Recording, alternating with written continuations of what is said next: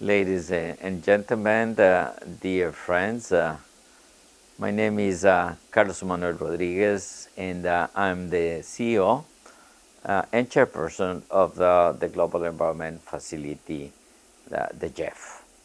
Thank you for the opportunity to open this important event, and I'm sorry I couldn't attend in person. Energy access has been a key pillar of the GEF work since its inception. Incidentally, one of the first GEF projects, for example, was a UNDP solar photovoltaic rural electrification project in Uganda approved in 1995.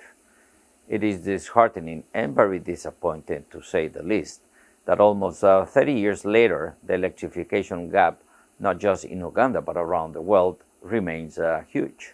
The latest World Bank data shows that globally in 2022, there are still more than 730 million people without access to electricity and 2.4 billion without access to clean cooking solutions. As at today's rate, we will miss the SDG 7 goal of universal access by 2030, and by a lot. We need to do better and much faster. As the title of today's event well illustrates, far from being an issue or only related to reducing carbon emissions, providing energy access through modern, decentralized, renewable energy system is above all about equity and improving livelihoods, increasing resilience, and protecting nature. First, it's about equity, since access to reliable and affordable electricity is a precondition to human development. It is an instrument to improve livelihoods and promote income-generating opportunities, lifting people out of poverty and fostering emancipation of women and children. Second, it is about resilience.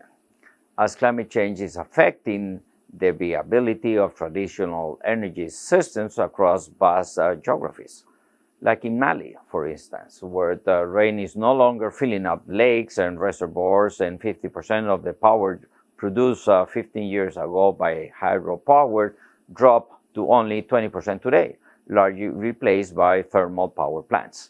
Or like in Cuba, where just a few weeks ago, a hurricane Ian knocked off the main power plant, leaving the island in the dark just when it needed power the most. And third, energy access through modern, decentralized system is about nature. There is a strong correlationship between improved energy access and decrease in the rates of deforestation and ecosystems degradation. This is why, for instance, several countries of the Sahel are now considering including energy access as a key component of the GEF-supported Great Green Wall initiative to combat desertification.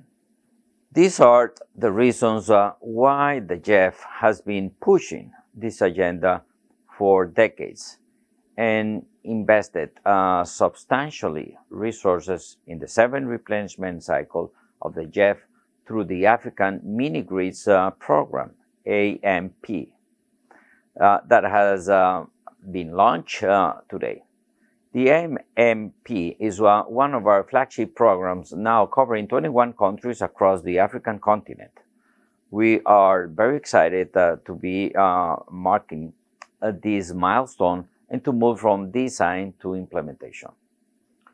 In terms of looking ahead, we remain committed to support efforts to achieve universal energy access by 2030. In the coming years, we will continue to work with all of you to accelerate progress towards achieving SDG 7. Universal access to affordable, reliable, and sustainable energy is key for reaching our climate mitigation, adaptation, and nature conservation objectives. Thank you so much.